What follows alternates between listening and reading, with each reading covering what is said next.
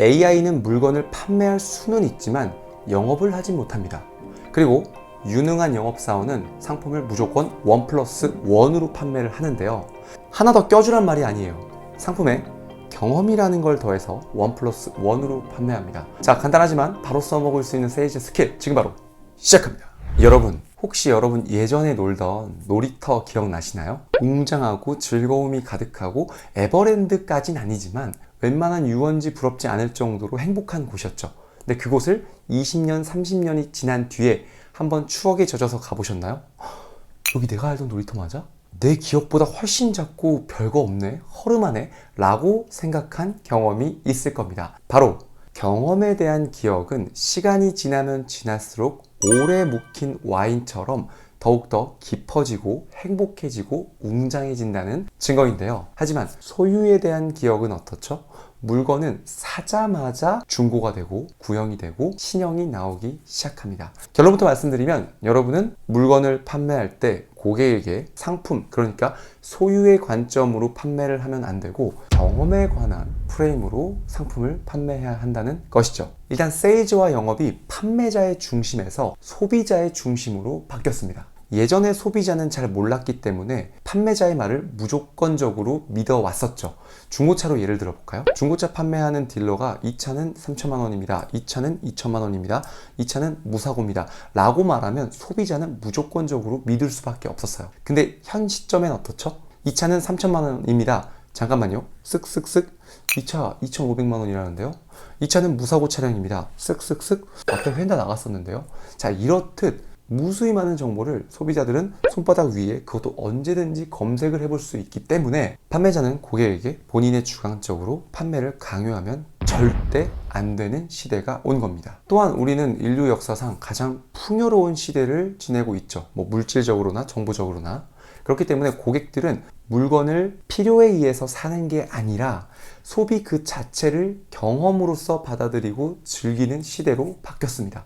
내가 어디 가서 대우를 받고 왔어. 내가 어디에 가서 무엇인가 하고 왔어. 라고 바뀌는 거죠.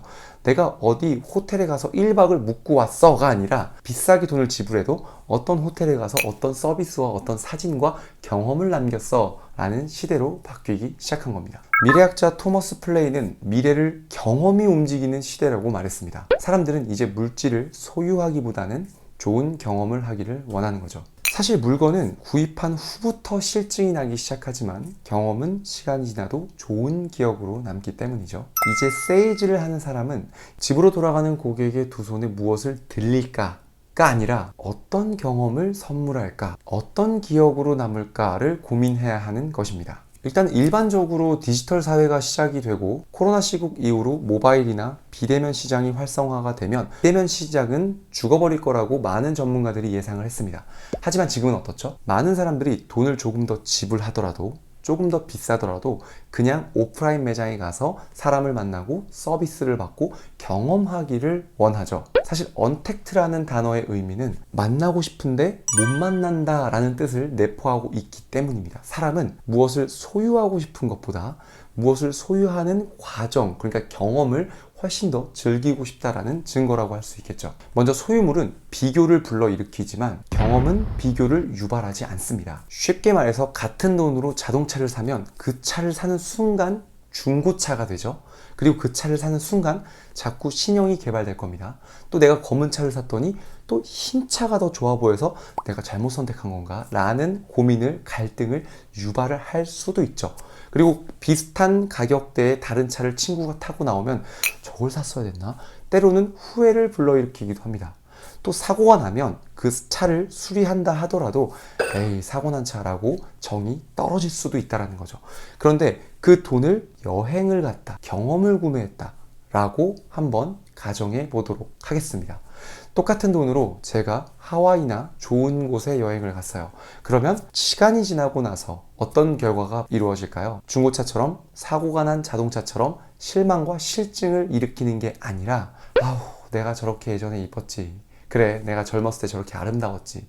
저 땐 참 좋았는데 저 때 좀 더 갈걸. 저 때 돈을 좀 더 쓰더라도 더 많이 무모하게 놀러 갈걸. 이런 생각을 불러일으킨다는 겁니다. 소위 말하는 향수를 불러일으킨다라는 거죠. AS도 필요 없고 다른 것과 무엇과도 비교할 필요가 없습니다.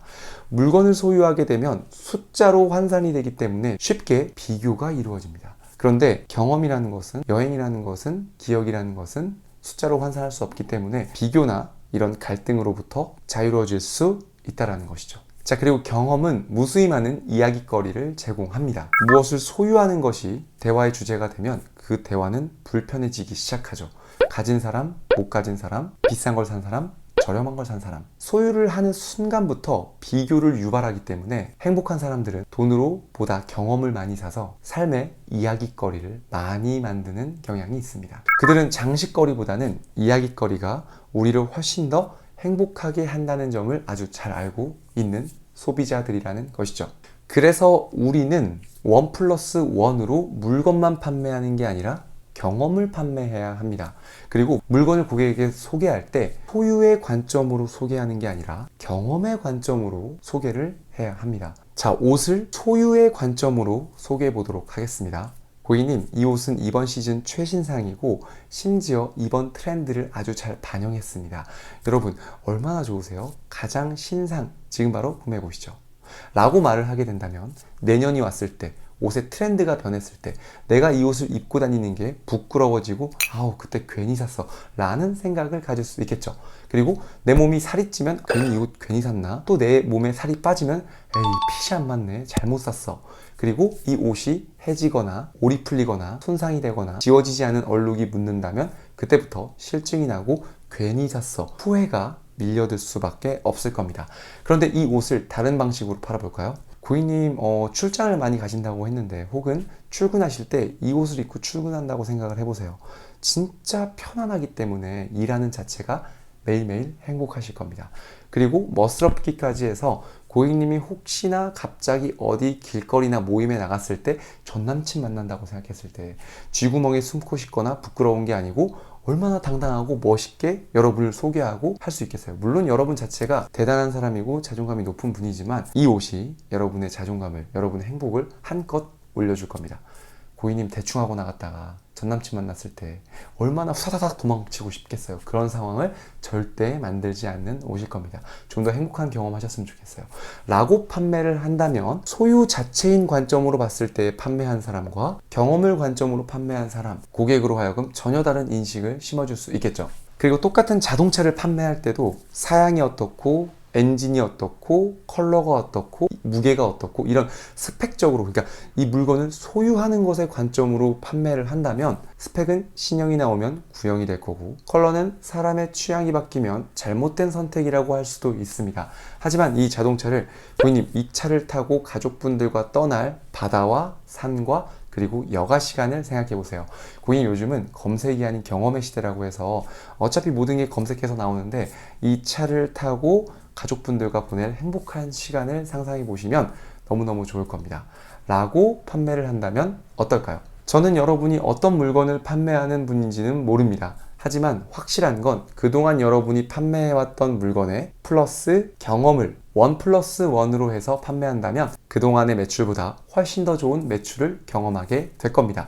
이미 지금까지 잘하셨던 분이기 때문에 소유의 관점이 아닌 경험의 관점으로 판매해야 된다는 이 간단한 공식만 적용시키면 분명 지금보다 훨씬 더 성공하실 겁니다. 여러분의 성공을 응원합니다. 저는 다음에 더 좋은 내용으로 여러분에게 인사드리겠습니다. 여러분 안녕.